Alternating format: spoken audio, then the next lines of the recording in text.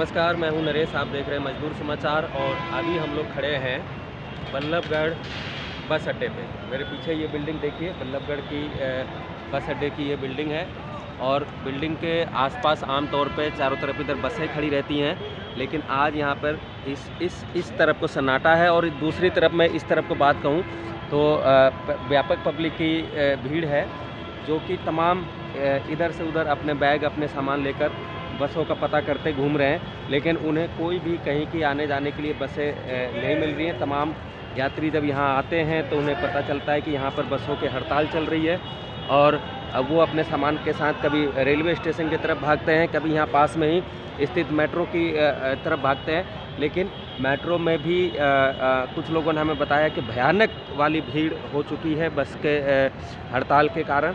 और यहाँ पर सामने मेरे देखिए कि तमाम जो इस रोडवेज विभाग के कर्मचारी हैं वो लगातार यहाँ पर हड़ताल पर बैठे हैं, धरने पे बैठे हैं और क्या बात है, क्या मांग है, क्या दिक्कत है, क्या परेशानी है और किन मामलों को लेकर यहाँ पर बैठे हैं, उनसे बातचीत करेंगे, समझेंगे, जानेंगे कि क्या मामला है, क्यों हड़ताल पर जाने की नौबत आई और क्यों ये सारी कहानी बनी है। क्या साथी, क्या परिचय हुआ आपका? मेरा नाम जयपाल सिंह राठी है।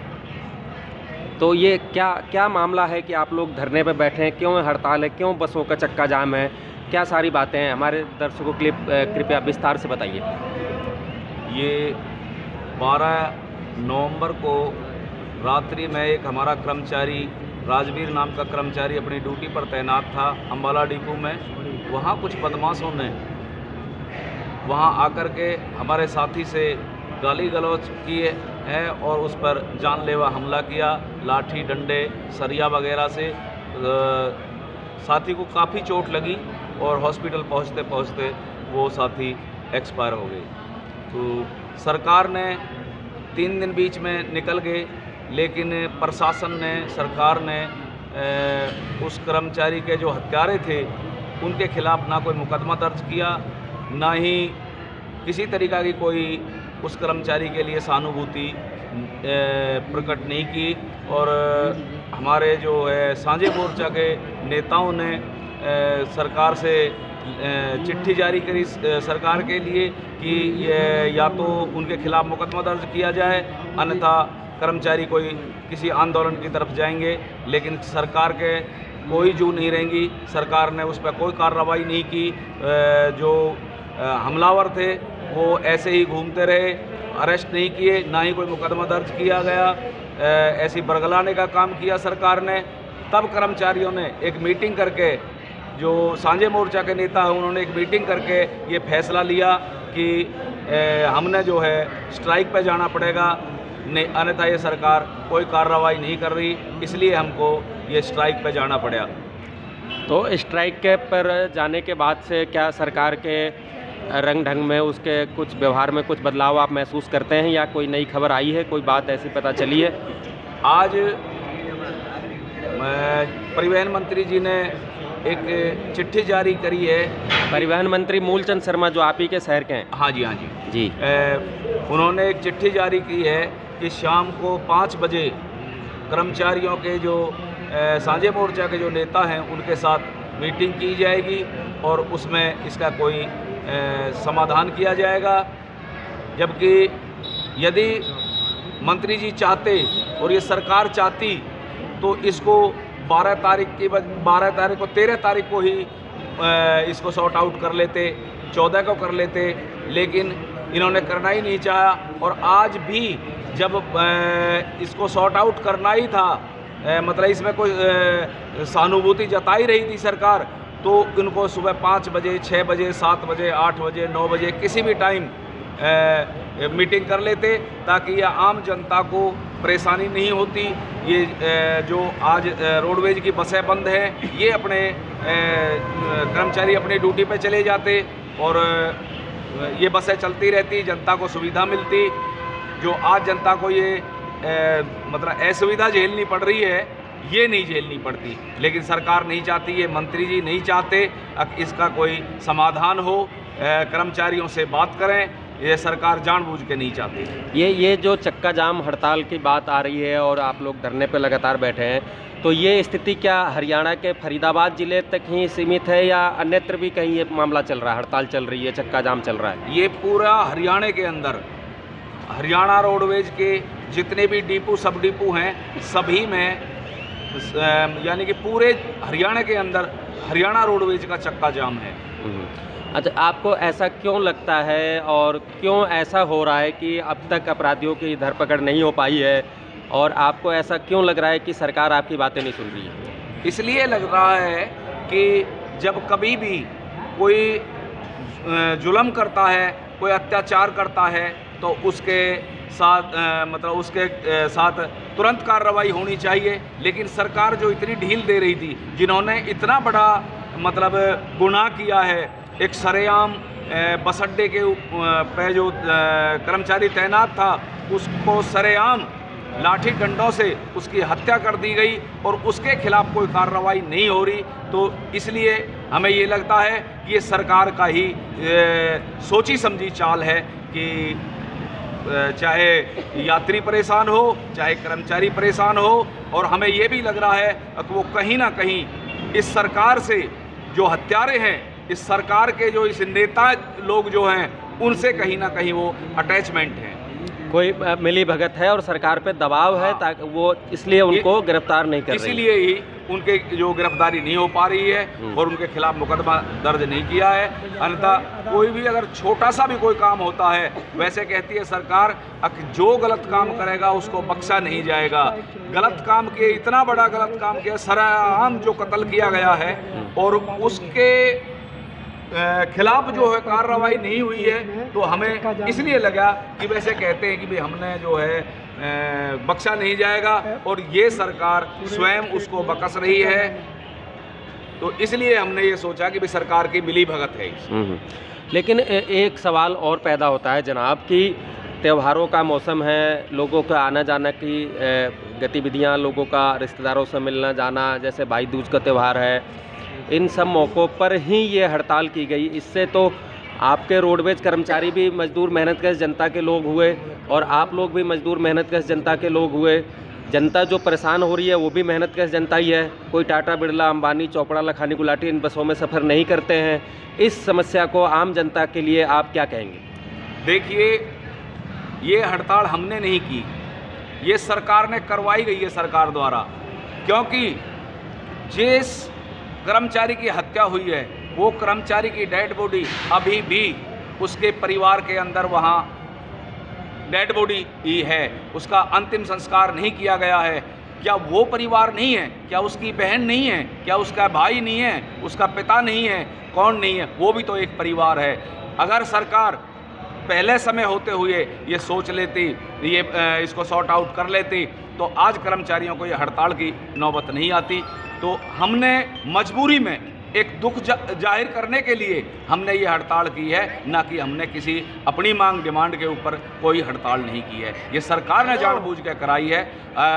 2 दिन बीच में गए, उनमें अगर कार्रवाई हो जाती या मंत्री अपना कोई चिट्ठी जारी करते कि भाई 1 दिन के लिए या 2 दिन के लिए इसको करके और मैं एक मीटिंग कर रहा हूँ, या कोई ना कोई लेटर जारी कर देते कि मैं इसके लिए ये समाधान करता हूँ, उनको ये गिरफ्तार कर लिया गया, उनके खिलाफ मुकदमा दर्ज कर दिया गया और उनको ये सुविधा देता हूँ उसके परिवार के लिए, तो ये हड़ताल होने की नौबत नहीं आती।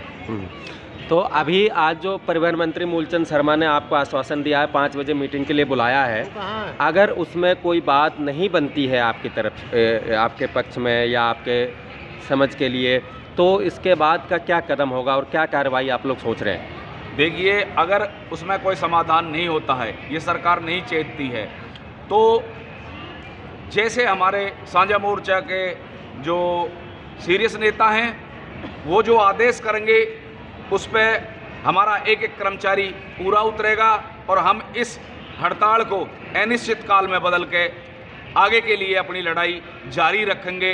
तब तक सरकार इसमें हमारी बातों का, हमारे जो मांग है उसको पूरा नहीं करते हैं। मांग हमारा कोई प्लॉट नहीं है, हम सिर्फ यही कहते हैं, हमारा मांग यही है। सबसे पहली मांग तो यही है कि उन दोषियों के खिलाफ कार्रवाई हो, उनके खिलाफ मुकदमा दर्ज हो।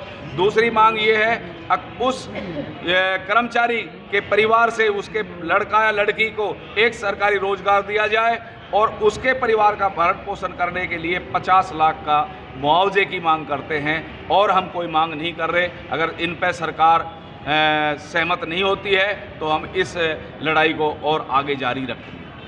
बहुत बहुत धन्यवाद साथी। और तमाम अन्य लोग भी यहाँ धरने पे बैठे हैं। तमाम अन्य लोगों से बातचीत करेंगे और समझेंगे इस सारे मामले की। आपके काफ़ी एक लंबा अनुभव है आपके पास रोडवेज में काम का। क्या कहेंगे इस मौके पर, क्या हालात हैं और क्यों हैं? एक्चुअली इसके लिए मैं हरियाणा की सरकार और सेंट्रल की सरकार को दोनों को जिम्मेदार मानता हूँ। जिस तरह से इन सरकारों ने देश में युवाओं में एक माहौल पैदा किया है, हिंसक माहौल पैदा किया है, उससे ये प्रवृत्ति मतलब पैदा हुई है। और ये कोई पहली घटना नहीं है। इससे पहले भी 2 साल पहले करीब मुरथल में, सोनीपत में एक हमारे साथी को इसी तरह से दिल्ली के 3 युवकों ने मार दिया था और फिर हमें 3 दिन की स्ट्राइक करनी पड़ी थी, तब वो गिरफ्तार हुए थे। तो ऐसी ही रोज़ घटनाएं होती हैं, कभी हिसार में, कभी भिवानी में, कभी रोहतक में, कभी अम्बाला में, कभी दिल्ली में, कभी सोनीपत में, मतलब इवन फरीदाबाद में भी सारी जगह। ये जो प्रवृत्ति है वो सरकार की जो हिंसक प्रवृत्ति को बढ़ावा देने की है, उसका परिणाम है। क्योंकि सरकार अपने राजनीतिक जो विरोधी हैं और जो सरकार को पसंद नहीं है उन पर तो वो हमले करती है, लेकिन जो उनके पक्ष के लोग हैं वो कितना बड़ा अपराध करें उनके लिए खुली छूट है। और हमें भी ये लगता है कि वो इसलिए नहीं पकड़े जा रहे कि वो सरकार के या उनके नज़दीकी लोगों में से कुछ लोग हो सकते हैं, सरकार आइडेंटिफाइड है वो उस बात को, तो इसलिए वो उनको नहीं पकड़ रही है। अदरवाइज ऐसी वजह नहीं है कि सरकार के पास तो नई बहुत सारी टेक्नोलॉजी है, सारे लोगों के मतलब मोबाइल जो उस इलाके में थे सर्विलांस पर रखे जा सकते थे, पकड़े जा सकते थे। ऐसी कोई वजह ही नहीं है कि जो ना पकड़े उस पर टेक्नोलॉजी के हिसाब से तो बच नहीं सकते थे वो। सरकार जानबूझ के उनको नहीं पकड़ना चाहती है। दूसरी जो बात ये है, आपने अभी साथी से सवाल किया था कि जनता को प्रॉब्लम हो रही है, तो आ रहा है निश्चित तौर पर हम जनता से इसके लिए माफ़ी मांगते हैं, लेकिन इसके लिए सरकार खुद जिम्मेदार है। सरकार के पास टाइम था, सरकार आज 5 बजे बातचीत की डेट क्यों तय करती है? ये कल शाम भी 5 बजे इससे पहले कर सकती थी ताकि आज प्रॉब्लम ना हो और वो रात में प्रॉब्लम सॉर्ट आउट हो जाती। हम तो अभी भी चला लें, सरकार 10 मिनट में फैसला करे, मैं 10 मिनट में सारी फैसला दूँगा, ये पूरे हरियाणा में चल जाएंगे। लेकिन सरकार ये चाहती है जनता और कर्मचारियों को आमने सामने खड़ा करना कि जनता, ये महिलाओं को आज हमने हरियाणा रोडवेज सारी जगह फ्री में ले जाती थी, तो ये कहें कि हरियाणा की महिलाएं हरियाणा रोडवेज के कर्मचारियों के खिलाफ हो जाएं कि सरकार तो इनको सुविधा देती है और कर्मचारी इनको ले नहीं जाना चाहते। लेकिन ये हमारी नियत नहीं थी। सरकार की जानबूझ के ये बदमाशी है, उसकी फेलियर है, उसका निकम्मापन है, उनकी मतलब क्या ससुरता नहीं है उनमें, जनता की क्या कहते हैं हम, जनता की बात को सुनने की उनकी कोई इंटरेस्ट नहीं है, कोई रुचि नहीं है जनता के लिए, जनता की समस्याओं को समाधान करने के लिए। इसलिए ये सारा हो रहा है, सरकार जिम्मेदार है।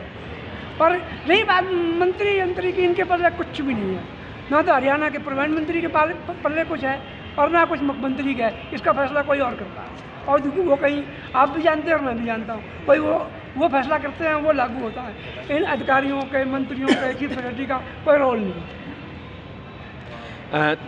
रोडवेज कर्मियों से इतर आम जनता के हिस्से भी, अलग अलग संगठनों के लोग भी इस धरने में शामिल हुए हैं। क्या परिचय है आपका और क्या कहना चाहेंगे इस मौके पर? आपका इस धरने में शामिल होने का क्या मकसद है? मेरा नाम मुकेश कुमार है और मैं क्रांतिकारी मजदूर मोर्चे के संगठन का सदस्य हूँ। हमारा इसमें धरने में सम्मिलित होने का कारण ये है कि ये भी हमारे मजदूर भाई ही हैं, रोडवेज बस वाले, और जो हम पूरे हिंदुस्तान में जितने भी कार्य करने वाले मजदूर भाई हैं, तो हम सोचते हैं कि उनका दुख दर्द और हमारा दुख दर्द एक ही है। तो हम चाहते हैं कि उनके दुख में शामिल हों और उनके जो भी दिक्कतें हैं, समस्याएं हैं, और एक मजदूर भाई दूसरे मजदूर भाइयों का समस्याओं में खड़ा हो, जब जाके हमारी समस्याएं खड़े तौर पे हमारी समस्याएं हल होंगी। अगर ऐसा हम नहीं करेंगे तो हमारी समस्याएं दिन प्रतिदिन बढ़ती ही रहेंगी। आज रोडवेज बस के जो भी कर्मचारी हैं इतने दुख में हैं, तो हम भी चाहते हैं क्रांतिकारी मजदूर मोर्चा के संगठन के जितने भी सदस्य हैं वो उनके साथ में दुख सुख में खड़े रहें। जी, तो आप समर्थन करने के लिए आए हैं यहाँ जी। पर, तो तमाम महिलाएं भी इस धरने में शामिल हैं। क्या नाम है आपका और क्या कहना चाहेंगे इस मौके पर? मेरा नाम रिंपी है और मैं क्रांतिकारी मजदूर मोर्चा से हूँ। मेरा यही कहना है कि गवर्नमेंट जब भी किसी भी मजदूर साथी की बात आती है तो गवर्नमेंट आंख बंद करके मौन व्रत धारण कर लेती है। किसी मजदूर की दुख दर्द से उसको कोई फ़र्क नहीं पड़ता, और जैसे ही वोट की बारी आती है तो उन्हीं मजदूरों को पाँव पकड़ने के भी राजी हो जाते हैं, उनकी पाँव पकड़ते हैं, उनकी पाँव धोने के तैयार हो जाते हैं। लेकिन जहाँ मजदूर की बात आती है वहाँ पे उन्होंने आंख बंद कर लेते हैं, उनको कोई मजदूरों से कोई मतलब ही नहीं होता है। यही कहेंगे कि कम से कम अभी भी गवर्नमेंट को सुनाई दे रहा हो तो कम से कम इन लोगों की मांगे तो सुने, इनकी बातों को सुने, इनकी हर एक मांग पूरी करें। हम तो यही कहना चाहेंगे। तो यहाँ पर आपने देख रहे हैं कि ये धरना जारी है। तमाम जनता के अलग अलग हिस्सों के लोग भी इन मामलों में शामिल होते जा रहे हैं, और अब कुछ यात्रियों से बात करेंगे कि वो लोग क्या महसूस कर रहे हैं और इस हड़ताल का असर किस तरीके से झेल रहे हैं। भाई साहब, थोड़ी सी बात करेंगे। कहाँ जाने के लिए बैठे हैं बस अड्डे पे? कोई लेना आ रहा है।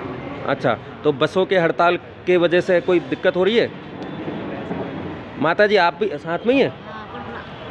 हाँ, जाए हैं। तो बस ना मिल रही हैं तो फिर कैसे काम बनेगा? हड़ताल कर दी है इन्होंने, सही लग रहा है गलत लग रहा है? अच्छा, एक छोटी बच्ची भी बस के इंतजार में। क्या नाम है बेटा? तो कहाँ जाना था?